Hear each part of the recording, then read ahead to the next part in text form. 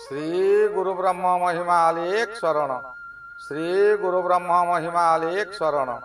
श्री गुरु ब्रह्म महिमा अलेख शरण। गुरु कृपा यूट्यूब चैनल तरफरु आपण मानकु स्वागत जनाई आरंभ करने को जाउची 2026 मसीहा मार्च मासरे मेष ठारू मीन राशि पर्यंत 12 गोटी राशि मासिक राशिफल।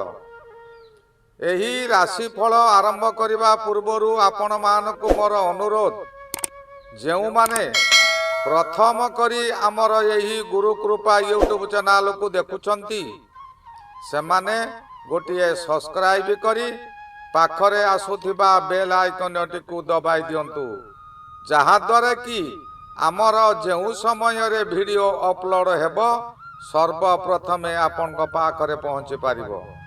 आउरी एइठी गोटाए कथा कहि रखुची, जेउ मानकर विवाह हेउ नाही, बहुत विलंब हेलानी, चाकरी सकाशे बारंबार परीक्षा देई फेल हेउचंती, चाकरी होई पारु नाही, परिवार भितरे स्वामी स्त्रींकर मान मनांतर रहुची, सेमानंकर नाम, जन्म तारीख, जन्म समय और जन्म स्थान एही निम्न रे दिया जाइतिबा मेल आईडी रे लेखि प्रेरण करंतु, जहा द्वारा कि आम्भे ताहा गणना करी आपनकु जणाई देबु।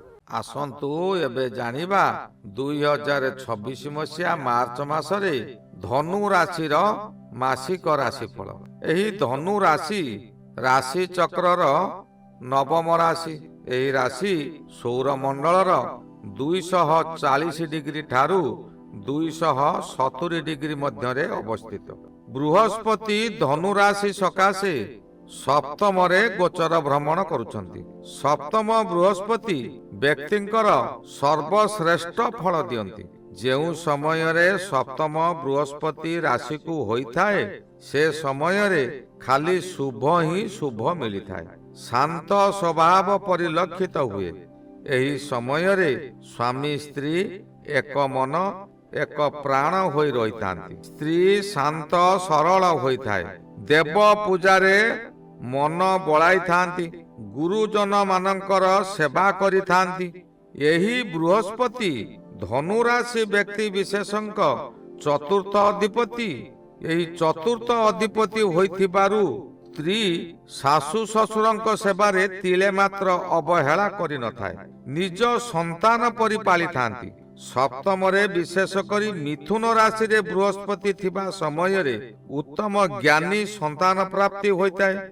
एही समय रे संतान मानकर मध्य ज्ञान वृद्धि हुए। जेउ मानकर विवाह होई नाही, जदि यही समय रे विवाह हुए, स्वामी को उत्तम स्त्री और स्त्री को उत्तम स्वामी मिलिथाए। मिथुन रे बृहस्पति थिबा समय रे भाई भौणी प्रति किछिटा विपद आसीथाए।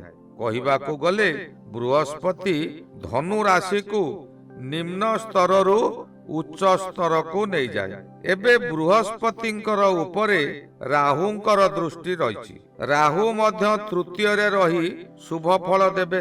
तृतीय स्थान हेले शक्तिर स्थान।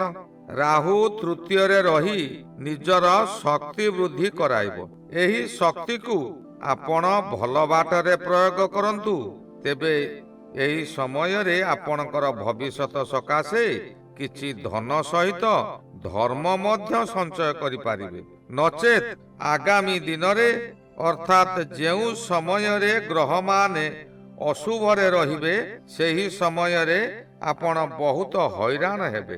तृतीय रे राहु संपूर्ण शुभ फल देई न पारंती, कारण हेला मंगल रही अंगारक जोग सृष्टि करुछंती। आपणकर हाथ को अर्थ आसु आसु बंद हो जाई पारे किंबा यह विलंब रे आसीबो।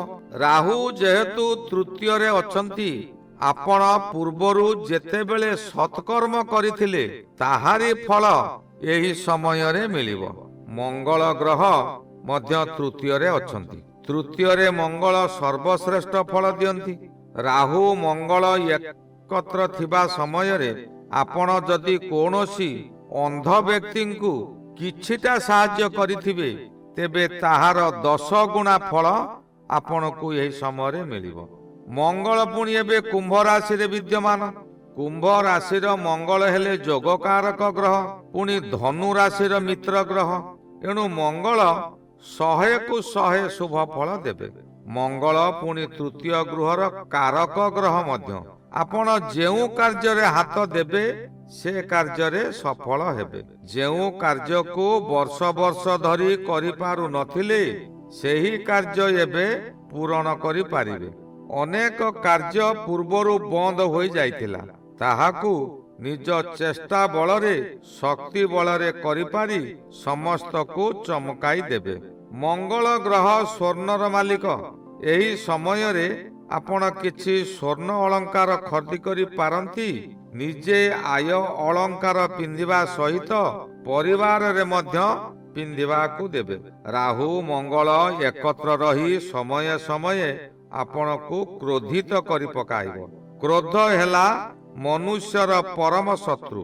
କ୍ରୋଧ ବଶତଃ କିଛି ହାନି ମଧ୍ୟ କରିପାରନ୍ତି। ମନକୁ ଶାନ୍ତ ରଖନ୍ତୁ। ନିଜ କର୍ମ କରିବା ସହିତ ଅନ୍ୟମାନଙ୍କର କର୍ମ ମଧ୍ୟ କରନ୍ତୁ। ଅନ୍ୟମାନଙ୍କୁ ସାହାଯ୍ୟ କରନ୍ତୁ। ସର୍ବଶକ୍ତିମାନ ଗ୍ରହ ସୌରମଣ୍ଡଳର ସର୍ବଶ୍ରେଷ୍ଠ ଗ୍ରହ, ଯିଏକି ପୃଥିବୀର ସମସ୍ତ ଜୀବଜନ୍ତୁ ବୃକ୍ଷଲତା ମାନଙ୍କର ପାଳନକର୍ତ୍ତା ରବି, ସେହି ରବି ମହାଗ୍ରହ ମଧ୍ୟ ତୃତୀୟରେ ଭ୍ରମଣ କରୁଛନ୍ତି। ତୃତୀୟରେ ମଙ୍ଗଳ ଓ ତୃତୀୟରେ ରବି।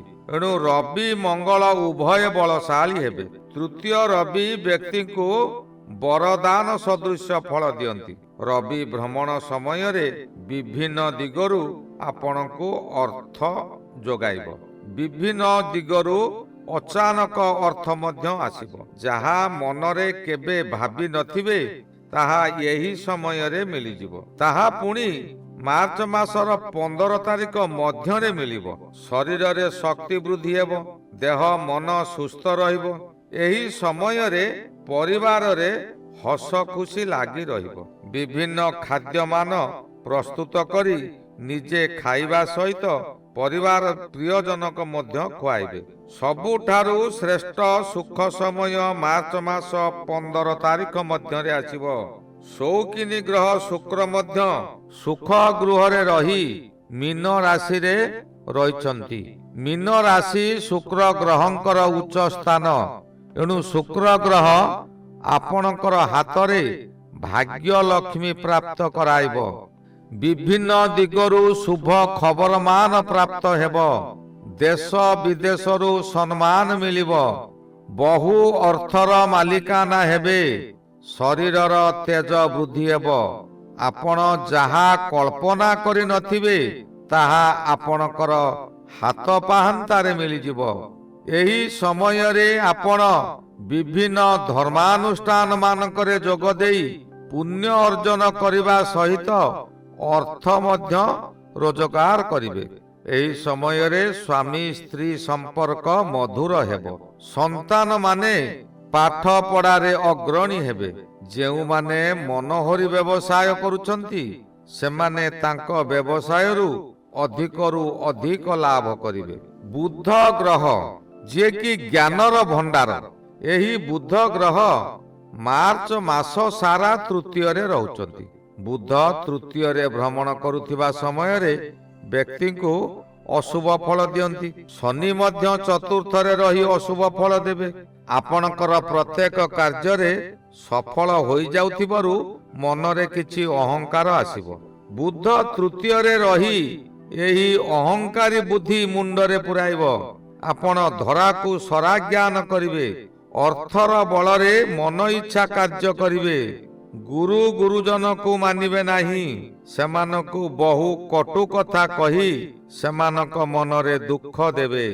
ସେମାନଙ୍କ ଦୁଃଖ ଆଗାମୀ ଦିନରେ ଆପଣଙ୍କର ଦୁଃଖରେ ପରିଣତ ହେବ। ନ୍ୟାୟର ଦେବତା ଶନିଦେବ ସୁଖ ଗୃହରେ ଅଛନ୍ତି। ଜ୍ୟୋତିଷ କହେ ସୁଖସ୍ଥ ସୌରୀ ସୁଖ ବିନାଶକ। ଶନି କିନ୍ତୁ ଧୀର ସ୍ଥିର ଫଳ ଦିଅନ୍ତି। ଅଶୁଭ ଫଳକୁ ହଠାତ୍ ଦିଅନ୍ତି ନାହିଁ, ବାରମ୍ବାର ପରୀକ୍ଷା କରନ୍ତି।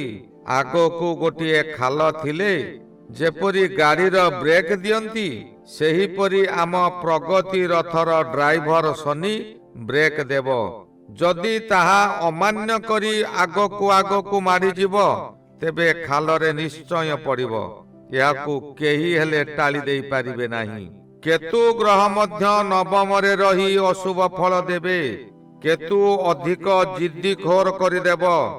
ମନରେ ଆଶା ବଢ଼ାଇ ଦେବା ସହିତ ଅହଙ୍କାର ମଧ୍ୟ ବଢ଼ାଇ ଦେବ। ଅଧିକରୁ ଅଧିକ ଧନ ବୃଦ୍ଧି ସକାଶେ ଯେକୌଣସି ପନ୍ଥା ଅବଲମ୍ବନ କରିବେ। ଜ୍ୟୋତିଷ ଶାସ୍ତ୍ରରେ ମଧ୍ୟ ଅଛି, ଧନୁ ମକର କୁମ୍ଭ ବିଛା କାମ କରନ୍ତି ଆପଣା ଇଚ୍ଛା। ଏଣୁ ସେ ଆପଣା ଇଚ୍ଛା ଅନୁସାରେ କାର୍ଯ୍ୟ କରି ଯଦି ବିପଦରେ ପଡ଼ିଲେ ସେ କାହାରିକୁ ଦୋଷ ମଧ୍ୟ ଦେଇପାରନ୍ତି ନାହିଁ। ନିଜର କ୍ରୋଧକୁ ନିଜ ମନରେ ରଖି ସବୁ ସହିଯାଆନ୍ତି। ଏଣୁ ଧନୁରାଶି ବ୍ୟକ୍ତିମାନେ ଚଳିତ ମାର୍ଚ୍ଚ ମାସରେ ସର୍ବଦା ପ୍ରଭୁ ପରମେଶ୍ୱରଙ୍କ ଧ୍ୟାନରେ ରୁହନ୍ତୁ।